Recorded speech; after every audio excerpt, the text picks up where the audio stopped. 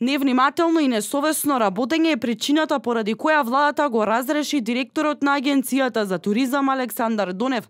Пред само 2 месеци јавноста му забележи на Донев поради високите трошоци за авионските билети за Аргентина, каде што ги представувал македонските туристички можности.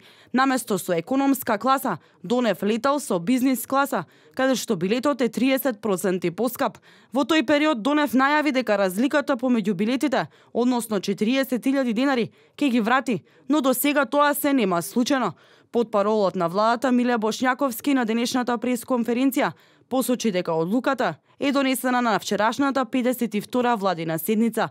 Вчера разрешена од должност од Агенцијата за промоција и поддршка на туризмот директорот Александар Донев заради невнимателно и несовесно работење. На вчерашната седница владата предложи да престане да важи и законот за поддршка на домашната музичка продукција. Ова би значило дека веќе нема да има субвенции за музичка продукција. Владиниот потпарол посочи дека во наредниот период ќе се направи анализа за тоа како да се помогне на македонската музика. Престанува да важи законот за поддршка на субвенциите на домашната музичка продукција.